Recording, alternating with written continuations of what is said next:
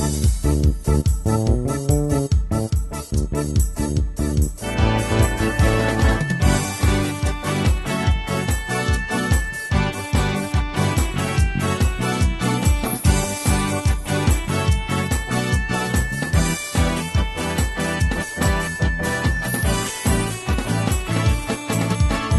na at sumamba, magpasalamat sa ating Panginoon. Tayo na kumanta, sumayaw sa saliw ng tugtugan, kay inang pagmasdan ang nagkakaisa at sama-sama magkakapatid. Tayo na sumamba, kumanta. Tayo na sumamba, sumayaw kay Jesus.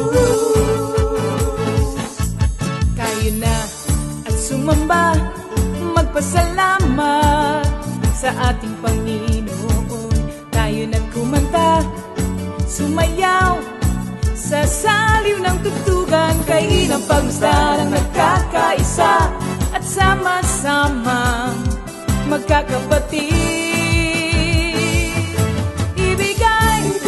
Kay Jesus ang iyong problema, magdasal, maghintay, magtiwala. Sa oras ng pangangailangan, si Jesus ang katugunan. Si Jesus ang ating Panginoon, kailanman di kanya iiwan. Si Jesus ang ating Panginoon, kasama sa lahat ng oras. Papuri at pasasalamat tanging sa'yo, alay. Tanging sa'yo, alay.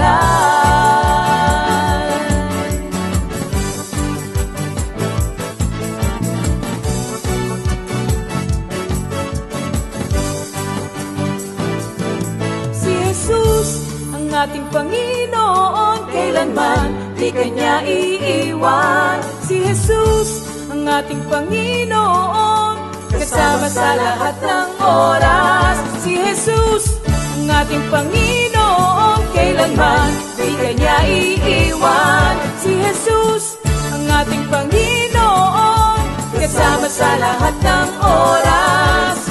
Papuri at pasasalamat tanging sa'yo, alay. Tanging sa'yo, alay.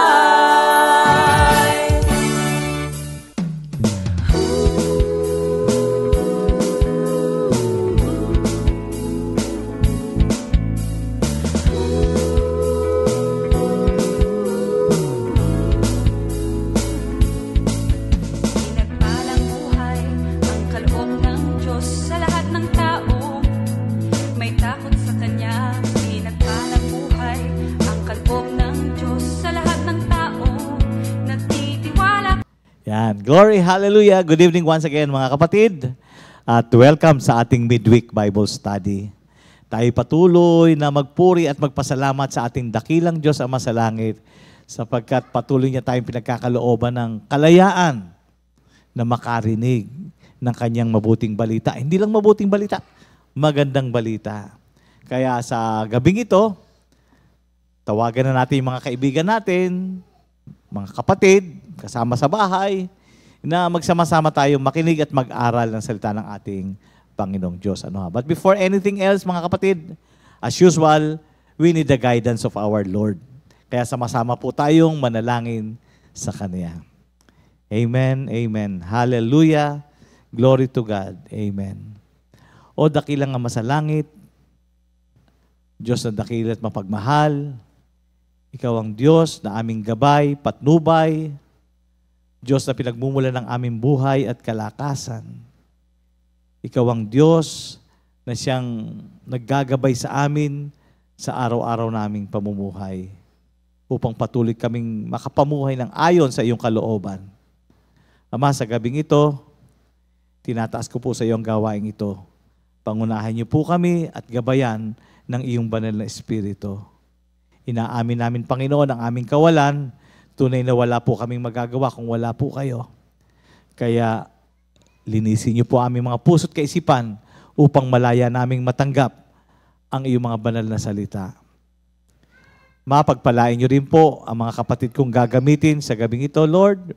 We ask for your double portion of your anointing mula po sa praise and worship team, sa aming song leader, sa band, Panginoon, at higit sa lahat, sa kapatid naming gagamitin mo sa pagpapahayag ng iyong mga banal na salita. Thank you, Father God, and we bring you back the highest praise, glory, and honor. In Jesus' mighty name we pray. Amen. Thank you, Lord. Yan. Mga kapatid, may mga ilang announcement po tayo. Una sa lahat, ating pong bisitahin na ang ating YouTube channel, which is Comfy Media. Kung wala pa, create your own account and subscribe na po. Subscribe na po dito. At dito na rin natin makikita yung ating mga live streaming. Sa August, ang link will be posted in our Facebook page. So, dito natin mapapanood na yung ating mga previous recording at yung iba pa nating mga files, yung mga original songs, of course. Yan. And number 2, si Doc Mon Fidere, meron namang offering. Ayan. Sa ating lahat, yung lifetime pneumonia vaccine na nagkahalaga lang po ng 5,500. Mura na po yan sa normal na takbuhan po ngayon sa larangan ng medisina. This time, ito po ay 20 strains na po. At yung mga nagpa-vaccine before na 13 strains lang po, ay pwede na din po na magpa-vaccine na rin po. Ang deadline po ng registration ay sa July 31. At August 3 po ang schedule ng injection dito sa Comfy Worship Center, BF Homes, Parañaque. You may contact Sister Jam Mercado or magpasabi po kayo sa mga worker na assign sa inyong mga prayer meeting. Malinaw po, mga kapatid. Thank you, Lord. And of course, hindi natin makakalimutan ang ating mga kapatid na nagse-celebrate ng kanilang special day. Happy birthday po sa inyong lahat, July 23, 2025. Happy birthday, Sister, si Sister Marivic Barrios. Happy birthday, kapatid. Ayan, anong iyong pasabog dyan? Sister Mylene Roraldo, Sister Kathleen Tagle, Sister Chona Orong, Brother Eiffel Manansala, Brother Jomar Mangao, and Brother Sadat Labong. Happy birthday mga kapatid and enjoy your day.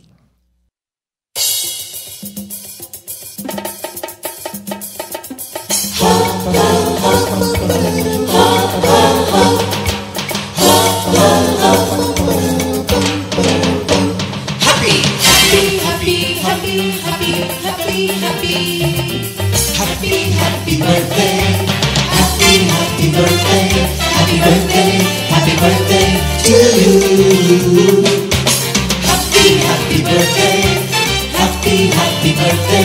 happy birthday, happy birthday to you. Happy birthday! May the good Lord doesn't leave you, may the Lord's light shine upon you. Happy birthday to you. Happy birthday to you.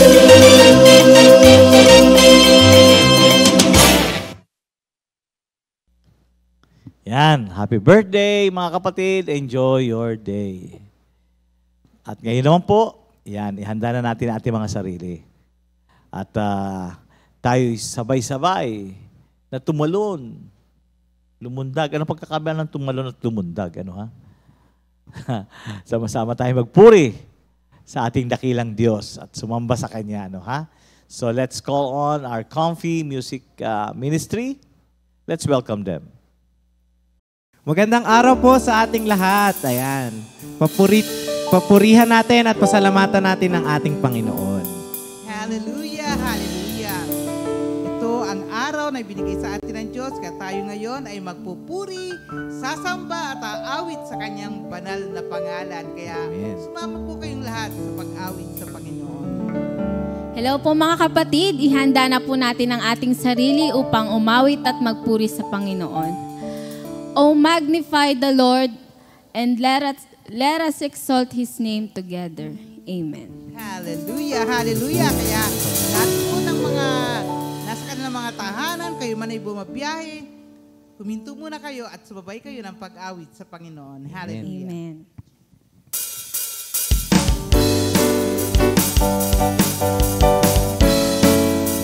Praise the Lord. Hallelujah.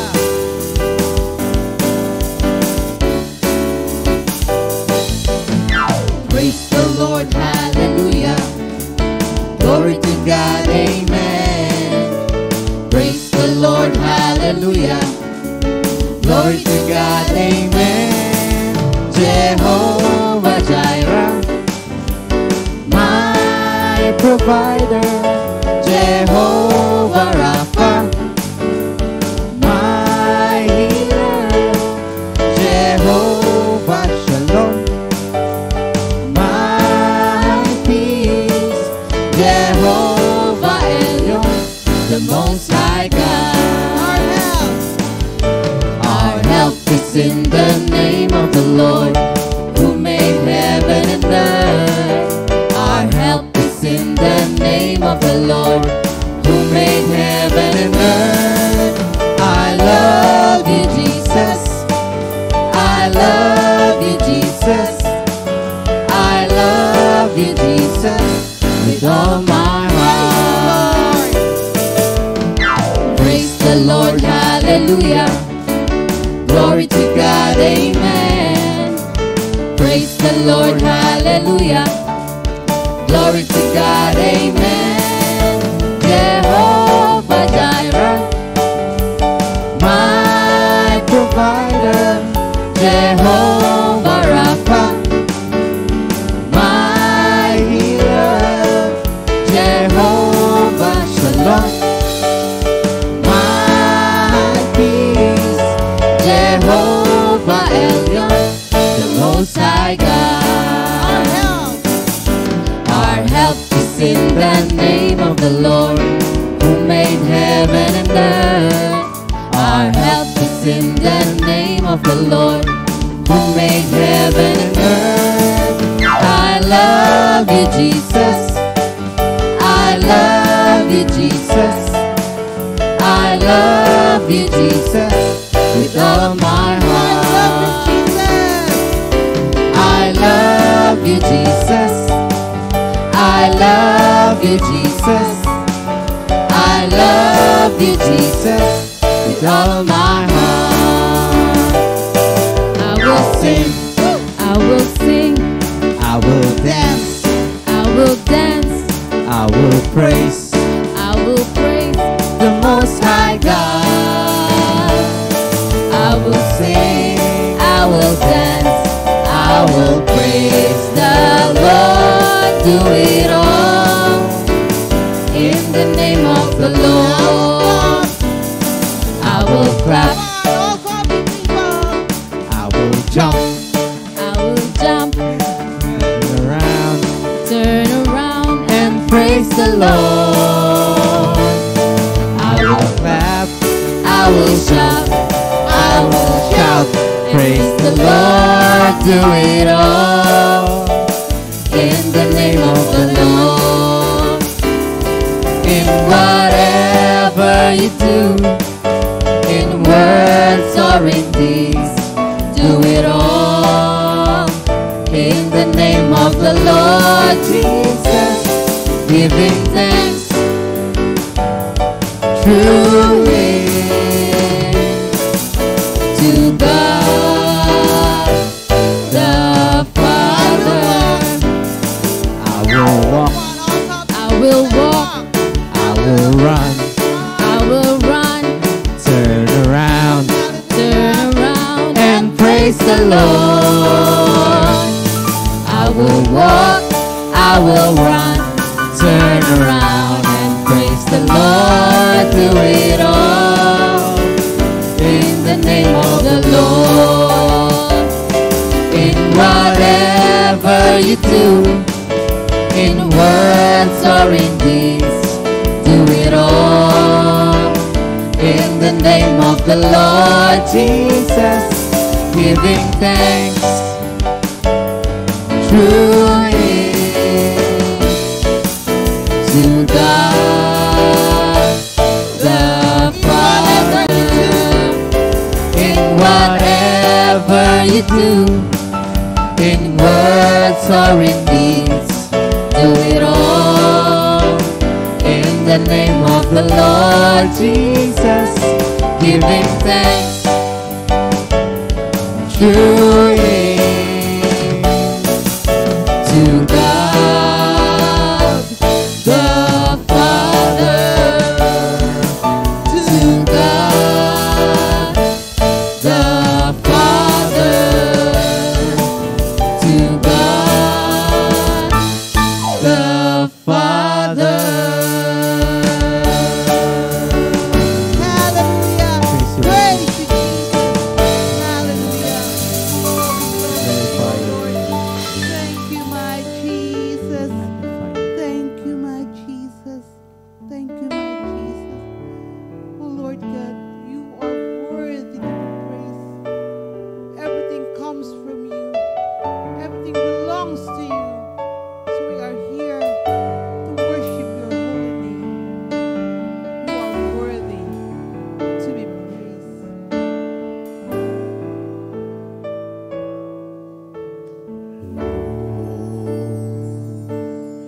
You are worthy to be praised.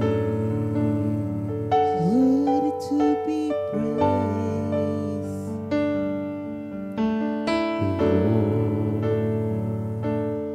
You are worthy to be praised. Worthy to be praised. I lift my voice to worship you. I lift my hands to you, Jesus. You are worthy. You are worthy to be praised. Hallelujah. Lord, you are worthy to be praised.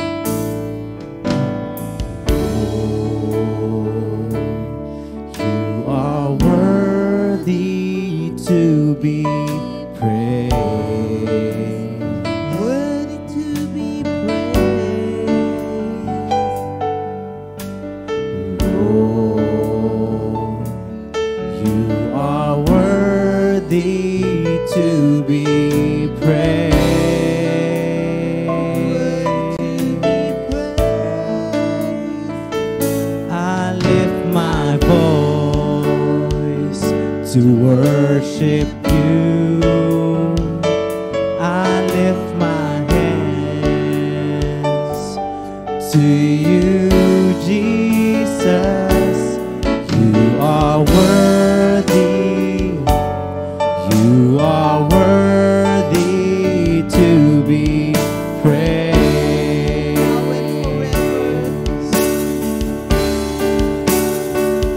Now and forever, I will praise you, praise. Now and forever, I will bring you praise. Lord Jesus, Lord Jesus, you are worthy. You are worthy to be praised. I lift my hands to worship you. I lift my hands to worship you. I raise my voice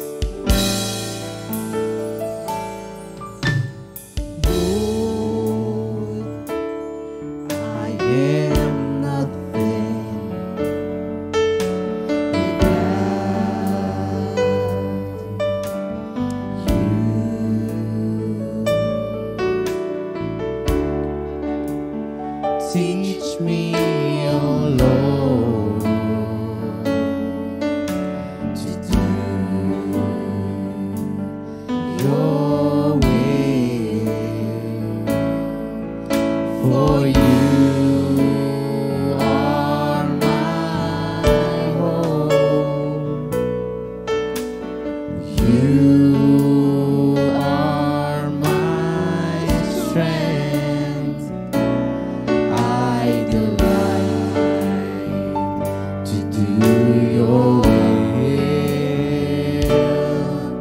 my Lord and my God. Lord, I am nothing without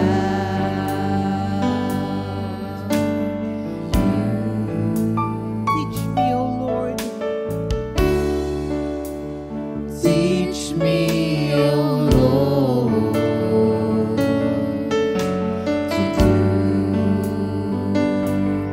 your will, for you are my hope. You are my strength. I delight to do your will,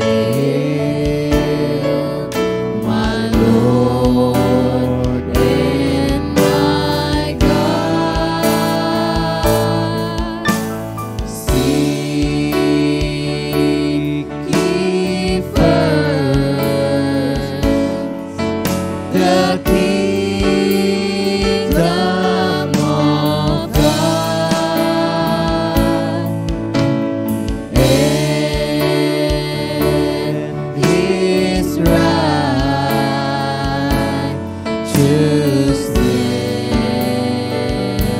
Seek ye first the kingdom of God. Seek ye first the kingdom of God and His righteousness. And all these things And all these things shall be added unto you. Hallelujah. Amen. Hallelujah. Amen.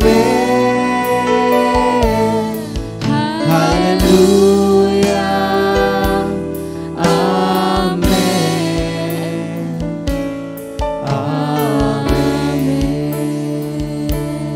hallelujah, amen.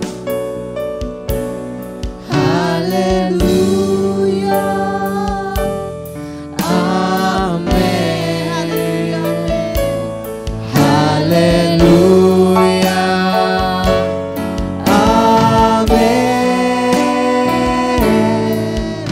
Hallelujah.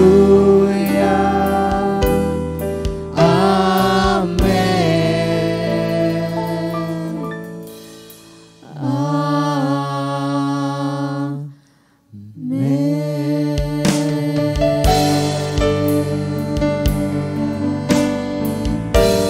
Hallelujah. Amen. Praise you, my Jesus. You are my God and my Savior. Hallelujah. Hallelujah. Thank you, my Jesus. Praise you, Lord. Hallelujah. Glory, glory to you, Lord. Thank you, my Jesus. Thank you, my Jesus. Hallelujah. Palakpakan po natin ang ating Panginoon. Hallelujah.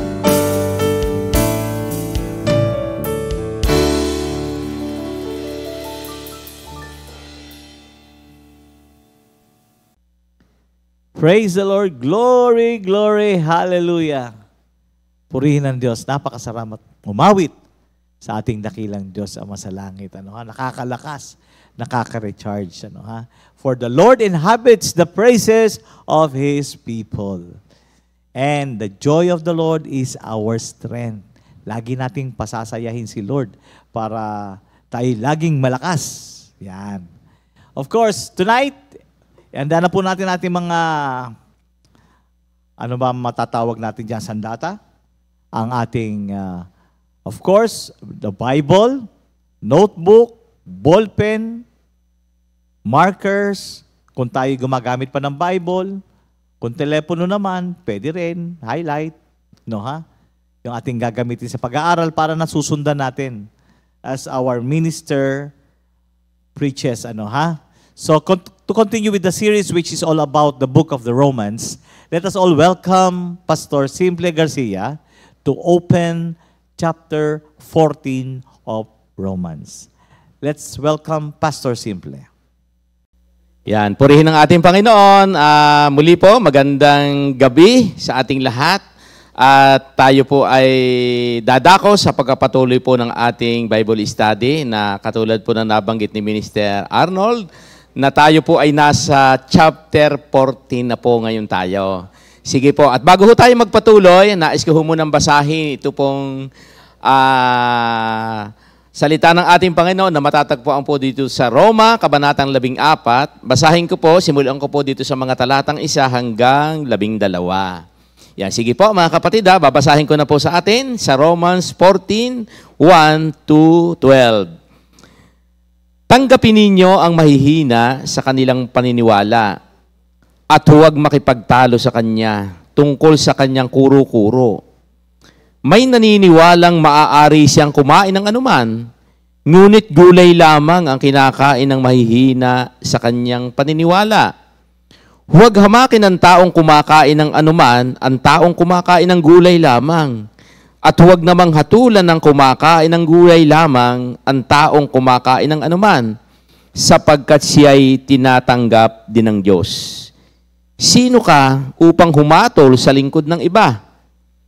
Ang Panginoon lamang niya ang makahahatol kung siya'y karapat-dapat o hindi. At ituturing naman siyang karapat-dapat sapagkat kayang gawin iyon ng Panginoon. May nagpapahalaga sa isang araw ng higit kaysa ibang mga araw.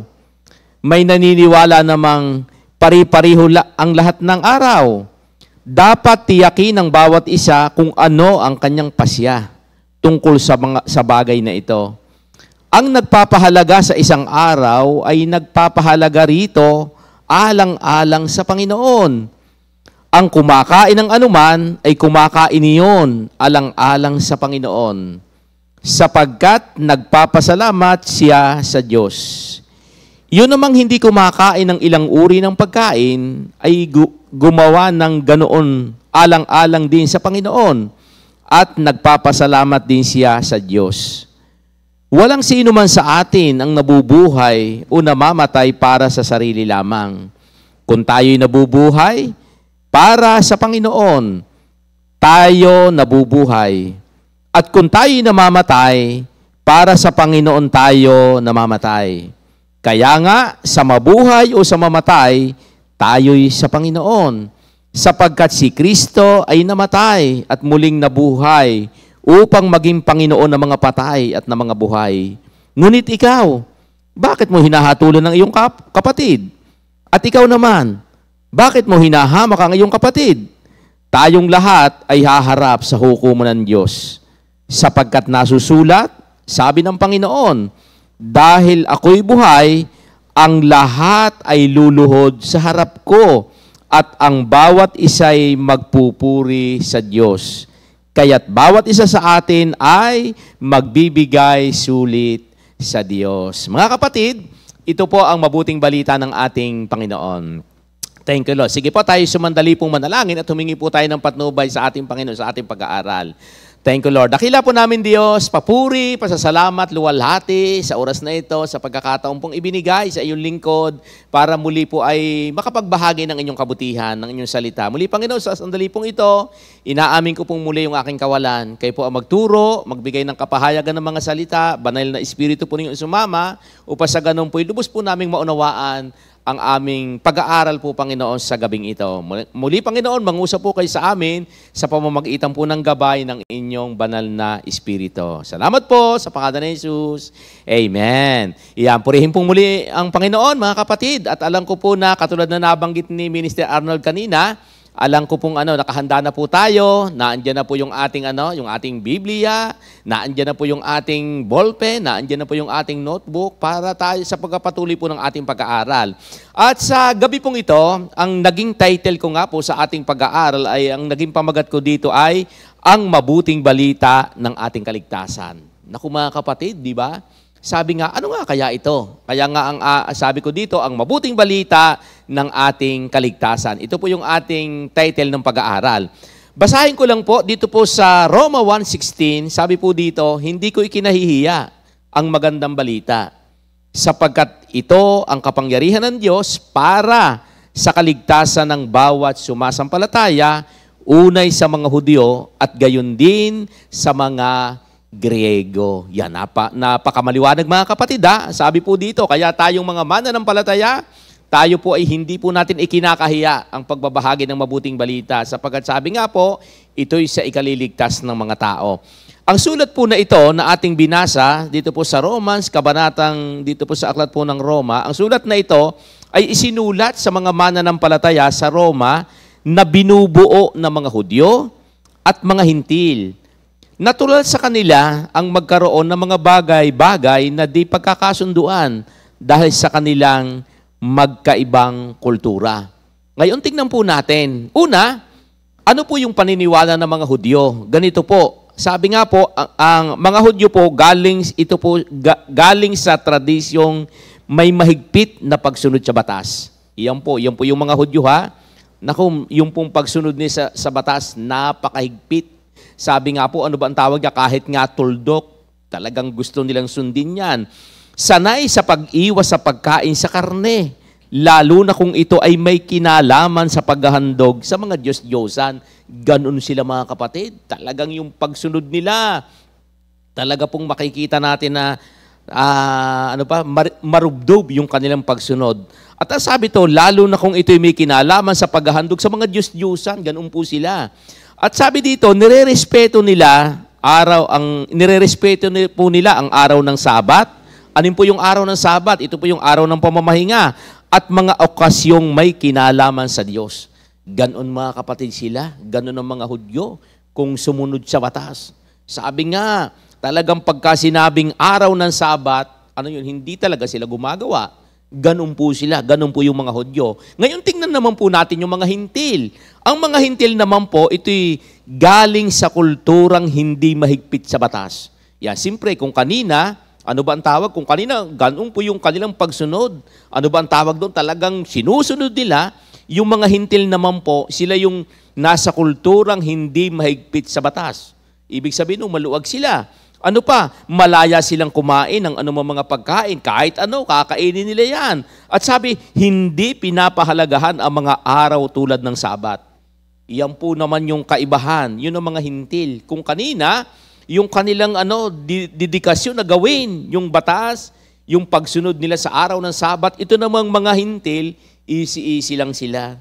Hindi po nila pinapahalagahan ang mga araw tulad ng Sabat. Diba? Kaya yung po yung pagkakaiba nila ng mga Hudyo at saka ng mga Hintil. At sa panahon po natin ngayon, nakakaranas din po tayo ng iba at ibang konflik dahil sa kulturang kinagis nga natin. Diba? Hindi naman po kaila sa atin yan. May kanya-kanya ho tayong kulturang pinaniniwalaan. Sabi diyan, magbigay ng mga sa araw-araw ng buhay natin. Halimbawa na lang, diba? Ano ba yung mga paniniwala natin na nung mapunta tayo dito, diba, kaya nga maraming natatanda ako nga nung mga, ano ba ang tawag doon, nung wala pa kami sa ganitong gawain, ano ba yung mga paniniwala sa amin? Sa amin ano ang sabi ng aming lola? Huwag daw ho kaming maggugupit ng kuko pagka Martes, Biyernes, bawal daw po yon. Ang sabi po, yung kuko daw, ano ba ang tawag sa amin? Nagkakaroon daw ho ng hindi maganda yung mga kuko. Diba? Ibig sabihin, yun ang paniniwala nila. Isipin, yun po yung sinasabi. Parang katulad sila doon sa yung marami silang paniniwalaan. Kaya nga sabi doon, balikan natin ang encounter ni Pablo sa Panginoong Hesus. Mula noon, nagkaroon siya ng alab na ipamalita ang mabuting balita na tinanggap niya para sa kaligtasan ng tao. Pinakita po ni San Pablo yung kalagayan sa Roma. Kaya naandun po yung pagkakaroon niya ng alab na ipamalita ang salita ng Diyos. At sa tekstong ito, makikita natin ang layunin ni Pablo na maunawaan ng bawat mananampalataya sa iglesia. Kaya ngayon po, tingnan na po natin yung ating pag-aaral. Balikan po natin. Nais ko lang pong hinati-hati ko po ito. Dito po sa mga talatang 1 hanggang 4, nais ko lang pong balikan muli yung ating binasa. Ganito po ang nasasaad. Tanggapin ninyo ang mahihina sa kanilang paniniwala at huwag makikipagtalo sa kanya tungkol sa kanyang kuro-kuro. May naniniwalang maaari siyang kumain ng anuman, ngunit gulay lamang ang kinakain ng mahina sa kanyang mahina sa kanyang paniniwala. Huwag hamakin ang taong kumakain ng anuman ang taong kumakain ng gulay lamang. At huwag namang hatulan ng kumakain ng gulay lamang ang taong kumakain ng anuman sapagkat siya'y tinanggap din ng Diyos. Ano po ang makikita natin po dyan sa mga talatang 1 hanggang 4? Sabi nga yung salitang understanding and not judging. Mahalaga mga kapatid yan ha. Ang sabi po dyan, unawain daw po natin at huwag natin silang huhusgahan. Unawain natin ang kahinaan ng bawat isa. Diba? Unawain natin po yan. Hindi, sa totoo lang, hindi naman sabay-sabay talaga yung ating paglago. Diba? Simple, sa panahon natin, yung paglago, hindi po talaga sabay-sabay yan. Ano pa? Kaya nga po ang sabi dyan, iwasan yung pakikipagtalo, hindi ito makabubuti sa kaligtasan na natamo natin. Simple, minsan yung pagka maraming nakikita ang tao, pag hindi alam, di ba, puna ng puna, ganito ng ganyan, puna ng puna, kung anong maipuna. Pero alam niyo po, salamat sa Diyos at naandyan po lagi yung kanyang pagtuturo. Ang sabi dyan, huwag nating hamakin ang kapwa natin dahil sa pagkain. Halimbawa, di ba, may nakikita tayong, di ba, minsan nga ho, nakaka-opin yung kakain tapos sabihin, bawal yan. Di ba, may nakasabay na ba kayo ng pagkain na ganon? Sarap na sarap ng kain mo. Tataas yan sugar mo. Di ba? Bawal sa iyo yan. Parang sarap-sarap ng kain mo. Tapos ganon ang sasabihin sa iyo. Kaya, sa buhay natin mga kapatid, yung po simple, iba-iba nga po yung ating paniniwala. Pero hindi naman po masama. Kaya lang, di ba parang sarap-sarap nga nung kain ng tao, sasabihin mo ng ganon, ay mawawala ng gana. Di po ba? Kaya sa buhay natin ngayon, yung po, ang sabi nga dyan, kaya nga yung mga talatang 1 hanggang 4 ay yung salitang understanding and not judging. Alam nyo, pag tinignan natin doon sa ano nga yung Matthew 7:1 ang sabi doon, huwag daw tayong humatol para hindi tayo hatulan ng Diyos. Di ba? Kaya salamat sa Panginoon at naandyan po lagi yung kanyang mga salita na magpapaalaala sa atin. Tingnan naman po natin yung mga talatang 5 hanggang 6. Ano naman po ang makikita natin dyan dito sa mga talatang 5 hanggang 6? Ang sabi naman po dito, may nagpapahalagang isang araw ng higit kaysa ibang araw. May naniniwala namang pare-pareho ang lahat ng araw. Dapat tiyakin ng bawat isa kung ano ang kanyang pasya tungkol sa bagay na ito. Ang nagpapahalaga sa isang araw ay nagpapahalaga rito alang-alang sa Panginoon. Ang kumakain ng anuman ay nagpapahalaga sa isang araw ay nagpapahalaga rito alang-alang sa Panginoon. Ang kumakain ng anuman ay kumakain niyon alang-alang sa Panginoon, sapagkat nagpapasalamat siya sa Diyos. Yun namang hindi kumakain ng walang sino man sa atin ay nabubuhay o namamatay para sa kanyang, medyo nakalampas po ako ha. Sorry po ha, ulitin ko lang po itong mga talatang 6. Yun namang hindi kumakain ng ilang uri ng pagkain ay gumagawa ng ganoon alang-alang din sa Panginoon. At nagpapasalamat din siya sa Diyos. Yan, tingnan po ninyo ha, nagpapasalamat din naman daw po siya sa Diyos. Kaya ang sabi po ng mga talatang 5 hanggang 6, yung salitang considering and not judging. Ano po yung sinabing considering? Sa Tagalog po isaalang-alang. Diba? Hindi para husgahan, hindi nang huhusga. Dahil sa mga kinagis nga natin, yung po totoo, mayroon tayo na, sabi niya, magkaroon tayo ng konsiderasyon sa mga araw o timing ng Diyos para sa ating kapwa. Di po ba? Kaya nga tayo, salamat na lang sa Panginoon eh. Di ba? Siyempre, lagi ko naman po na isishare. Balikan ko lang po yung aking kwento.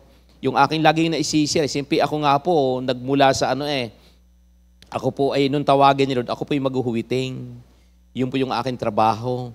Halos ilang bang taon yun? Halos 4 na taon po yun ang aking ginawa. Tumaas nga po yung ranggo ko doon sa paghuhuwiting po. Tapos yun, di ba, nung mapunta na po ako sa ganito, marami rin ako napupuntahan ng mga nasa ganito na rin, tumataya pa rin sa huwiting. Pero alam niyo po, kahit kailan, hindi ko sinabi sa kanilang, sister, hindi maganda yan. Alam niyo po, ang lagi kong sabi, pagka may nakikita akong ganun, lagi ko sabi, sister, alam mo ba, ganyan din ako dati. Di ba? Naguhuwiting din ako. Yun na lang ang sinasabi ko sa kanila. Pero alam niyo, sabi ko sa kanya, ang Diyos ang nagpahinto sa akin. Kung para humiti ako dyan sa ganyang kalagayan. Yung po lagi ko sinasabi sa kanya, hindi ko sinasabi sa kanya, sister, hindi maganda yung ganyan-ganyan. Alam niyo po, yun lang. Siyempre, yun naman talaga yung gawain. Dahil ako rin po, noong mga panahong yun, naging katulong din ho namin. Siyempre, noong mga panahong yun, wala pa ho kami sa ganitong gawain. Katulong po namin yan, pambili ng bigas bilang magsasaka. Siyempre po, pagka katatanim lang namin ng palay, hindi naman agad yun po ang nagiging katulong ba, na para, halimbawa, pag may nangubra ako ng huwiting, may naporsyento po, yun po binibili namin ng bigas. Pag may napatama, may nabalato, yung ang pambili namin ng bigas, ganon. Pero alam nyo po, yung po hindi ko sinabi doon sa mga sister natin na hindi maganda yan. Ang lagi ko sinasabi, dyan ho ako nagsimula. Pero ako'y pinahinto ni Lord. Alam nyo, nakakatuwa? Yun lang ang lagi ko sinasabi. Alam nyo, pagkalipas mo ng mga ilang panahon, pagdating ko sa isang prayer meeting, sabi nung ating sister, sabi niya, Pastor, meron akong magandang balita sa iyo. Sabi ko, sister, ano po yon? Sabi niya, alam mo ba, hindi na rin ako naguhuwiting na katulad mo. Ako po natuwa. Sabi ko, nga, di ba, dumating na yung panahon na ang Diyos ang maghihinto. Sabi nga, wala tayong karapatang pagpapaalaala, pero hindi tayo yung magsasabi sa kanila na hindi ikaw yung sita ng sita. Na ganito, mali yan, mali yan. Alam nyo, ang isang natutunan natin kay Lord Kaya nga ang sabi dyan, tinampon nyo, dahil sa mga kinagis nga natin, mayroon tayo ng konsiderasyon sa mga araw o timing ng Diyos para sa ating kapwa. Yung po, may timing talaga ang Diyos. Sabi dito, may mga nag-aayuno kahit hindi araw ng pag-aayuno. Di ba may mga ganun At halimbawa, umaatin ng pagtitipon pero hindi kumakain dahil sa fasting. Di ba? I-consider daw po natin yung ganun. Hayaan lang natin sila. Simple, yun po yung kanilang yun ang kanilang, bang tawag doon? Desisyon nila, yung kanilang kung sa buhay nila. At may mga kapatirang hindi nakaka-attend ng fellowship. At tandaan natin, hindi masamang ipaalaala sa kanila ang araw ng pagsamba. Kaya nga po tayo pinagtitiyagaan natin sila at nagpapaalalahanan po tayo. Kaya nga sa panahon po natin ngayon, salamat po doon sa salita ng Diyos na nagiging gabay natin araw-araw. Yung po, una, doon sa mga talatang 1 hanggang 4, sabi diyan yung salitang understanding and not judging. Sa verse 5 to 6, considering and not judging. At tingnan po naman natin yung talatang 7 hanggang 9. Ang makikita naman po natin dito sa talatang 7 hanggang 9, yung salitang living and not judging. Basahin ko po itong mga talatang 7 hanggang 9. Ganito naman po ang nasasaad. Sabi dito, walang sino man sa atin ang nabubuhay o namamatay para sa sarili lamang. Kung tayo'y nabubuhay, para sa Panginoon tayo nabubuhay. At kung tayo'y namamatay, para sa Panginoon tayo namamatay.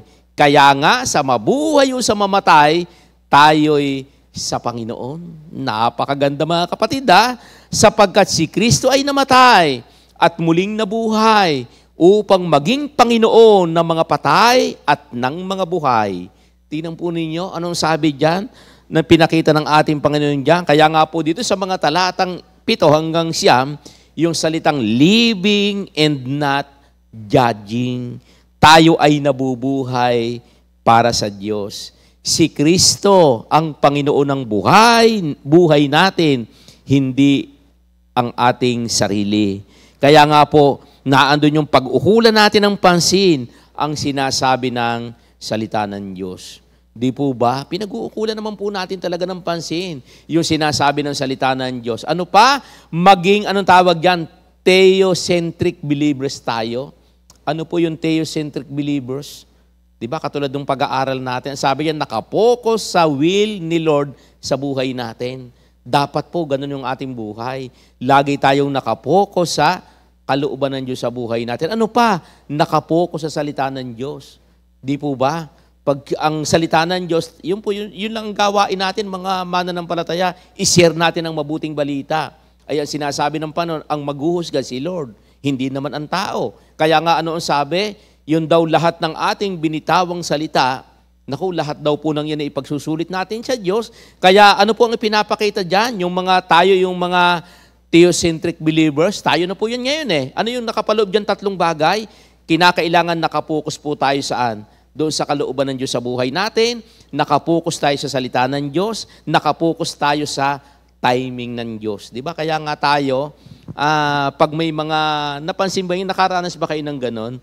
Na pag nag-share kayo ng salita ng Diyos, at kapag ka yung timing talaga, di ba nakakagulat? Yung pag na-share mo yung mabuting balita, magugulat ka yung senior mo, ay, thank you Lord po, salamat sa Diyos, at kinausap ako ng Diyos. Yun nga, sinasabi natin eh, pagka napapanahon, timing yung salita ng Diyos, naku, napakaganda po niyan. Kaya nga po, mahalaga po yan sa ating araw-araw na buhay. Pag-usapan po naman natin, ano naman po ang makikita po natin doon sa mga talatang 10 hanggang 12? Tingnan po natin balikan natin sandali, yung mga talatang 10 hanggang 12. Ganito naman po ang nakalagay. Ngunit ikaw, bakit mo hinahatulan ng iyong kapatid? At ikaw naman, bakit mo hinahamak ang iyong kapatid? Tayong lahat ay haharap sa hukuman ng Diyos. Sa verse 11 po, at 11 and 12, sapagkat nasusulat, sabi ng Panginoon, dahil ako'y buhay, ang lahat ay luluhod sa harapan ko, at ang bawat isa'y magpupuri sa Diyos. Sa verse 12, kaya't bawat isa sa atin ay magbibigay sulit sa Diyos. Tingnan po ninyo mga kapatid napakamaliwanag po ng sinasabi ng salita ng Diyos. Kaya nga po dito sa mga talatang 10 hanggang 12, ano po ang makikita natin? Yung salitang, do not judge because God will judge us. Yung po, hindi daw tayo magda-judge dahil ang Diyos ang magja-judge. Di po ba? Ang gawain lang po natin ibahagi natin ang mabuting balita. Bawat sa atin ay magsusulit sa Diyos. Ang Diyos lamang ang may karapatang humusga. Di po ba? Kaya nga po, salamat po sa awa at grasya ng Panginoon. Di ba ngayon, pag may nakikita tayong mga taong, halimbawa, nasa ganito na, pero ang ginagawa pa rin ay mali, hindi tayo kaagad-agad naghuhusga. Di ba ngayon, anong ginagawa natin? Ipinagpe-pray natin. Yun nga, sabi natin kanina, may timing ang Diyos eh.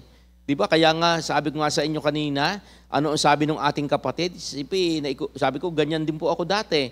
Kaya nga, hindi ko naman sinabi sa sister, hindi maganda yan, hindi ganyan yan, sugal yan. Pero alam niyo po, tuwan-tuwa ako. Paglapit sa akin ng mga ilang panahon, ang sabi sa akin, Pastor, may maganda akong balita sa iyo. Katulad mo na rin ako, hindi na rin ako nag-uwiting. Ganun po eh. Kaya nga po sa buhay natin mga kapatid, hayaan nating ang Diyos ang maghusga. Kaya nga po, habang hinihintay natin ang muling pagbabalik ni Kristo, ano po yung gagawin natin? 4 na bagay po ito mga kapatid. Habang hinihintay natin ang pagbabalik ng ating Panginoon, ano po yung 4 na bagay nito? Unang-una, mabuhay tayo sa pag-ibig ng Diyos. Ano po yon? Pag sinabing mabuhay sa pag-ibig ng Diyos, yung sinasalitang love unconditionally. Diba? Ibig sabihin yung pagmamahal natin sa Diyos, pagmamahal natin sa ating kapwa, naandun po, oo. Maaring sabihin natin na yung ating nakikita ay malasakit natin para sa Kanya, dahil alam natin hindi maganda ang nakikita natin, ganito. Yun nga po sabi nga magkakaiba yung ating paniniwala. Pero ang sabi dito, unang-una ay mabuhay tayo sa pag-ibig ng Diyos. Pangalawa, Ano po ang sabi diyan? Magkaisa kahit magkaiba. Aba, maganda ito ha. Magkaisa kahit magkaiba. Ito po yung magkaroon ng united in Christ. Di ba? Iisa ang layunin. Ano po yung layunin? Alam po naman natin ang layunin ng ating community. Ano po yung life breath ng ating community? 2 Timothy 2:2. Ang sabi po doon, ang mga narinig mo sa akin sa harapan ng maraming saksi ay ituturo mo sa mga taong mapapagkatiwalaang magtuturo naman sa iba. At hindi lang po yan. Naku, ano pa ang sabi sa Matthew 28:19? Tingnan po nyo ang sabi dito ha. Balikan natin sandali ito. Talagang yung bang sinasabi sa atin na nung salita ng Diyos sa Matthew 28, dito po sa mga talatang 11 hanggang 20, ano po ang sabi dito? Sapagkat kaya't humayo kayo, gawin ninyong alagad ko ang mga tao sa lahat ng mga bansa. Bautismuhan ninyo sila sa pangalan ng Ama at ng Anak at ng Espiritu Santo. Turuan ninyo silang sumunod sa lahat ng iniuutos ko sa inyo.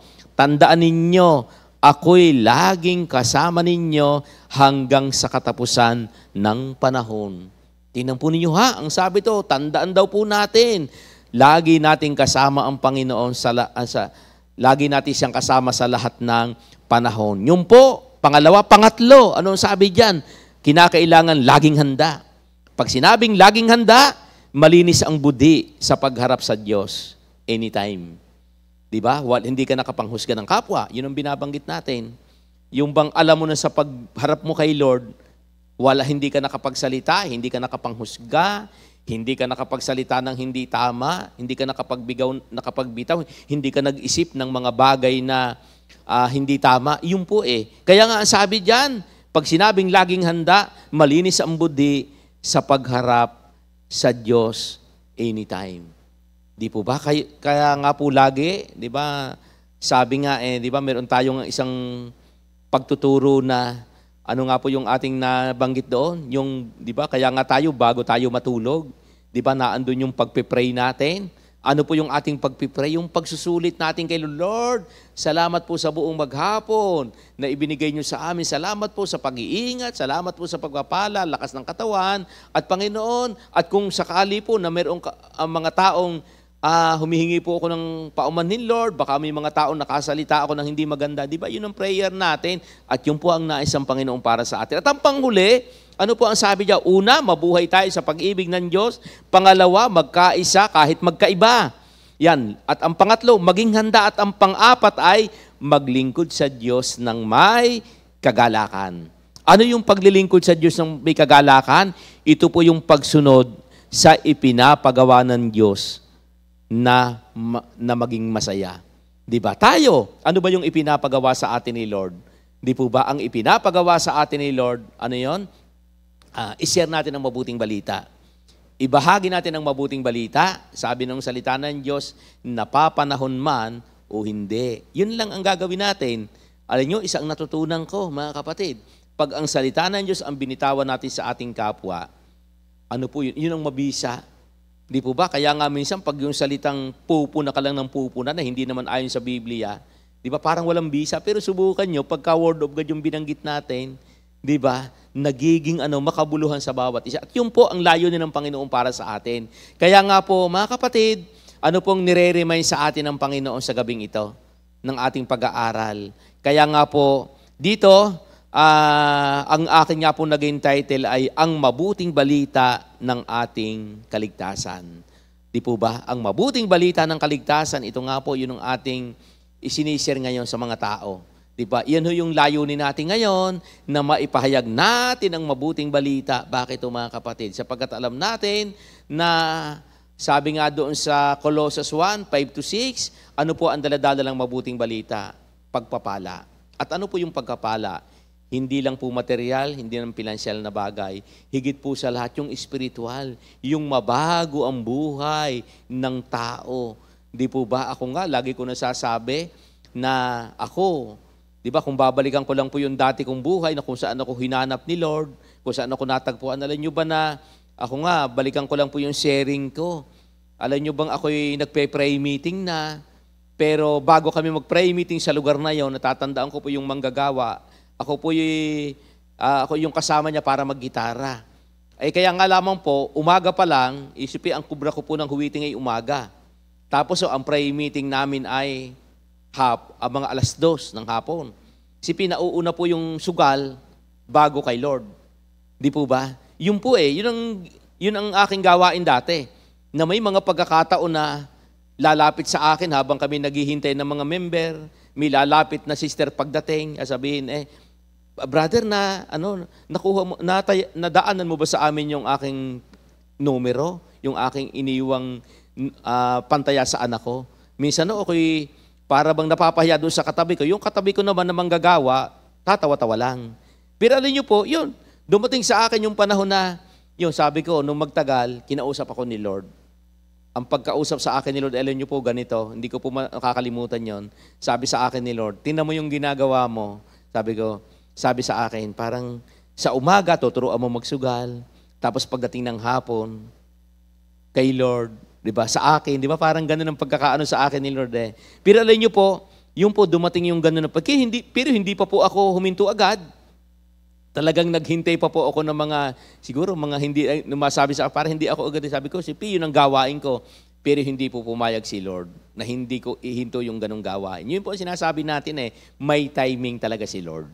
Kaya sa buhay natin mga kapatid, lagi po natin tatandaan.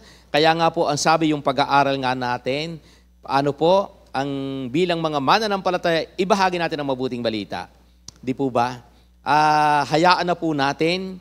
Kung sa pagbabahagi natin ng mabuting balita, may mga tao tayo nakikita yung ginagawa nila ay hindi tama, hayaan natin. Sabi doon sa binasa natin, wala daw po tayong karapatang manghusga. Kaya tingnan po nyo bago tayo magtapos, balikan ko lang po, natutuwa lang ako dito mga kapatid dito sa mga talatang 1 hanggang 4, sabi nga ay understanding and not judging. Doon po sa mga talatang 5 hanggang 6, considering and not judging. Sa verse 7 to 9, living and not judging. At doon po sa mga talatang 10, do not judge because God will judge us. Na sabi po dito na ang ating Panginoon ang mag-judge, hindi po tayo. Ibahagi lang natin ang mabuting balita ng ating Panginoon. Purihin ang Diyos. Yan po, magandang gabi po mga kapatid sa ating lahat. At nawa po sa gabing ito, sa ating pag-aaral, nawa po ay nagkaroon tayo ng karagdagang kaalaman sa paglago natin sa ating buhay, pananampalataya sa ating Panginoon. God bless po mga kapatid. Thank you, Lord. 2 Timothy 2:2. Hallelujah. 2 Timothy 2:2. Praise the Lord. 2 Timothy 2:2. You and me, let us proclaim the gospel. 2 Timothy 2:2. Hallelujah. 2 Timothy 2:2. Praise the Lord. 2 Timothy 2:2. You and me, let us proclaim the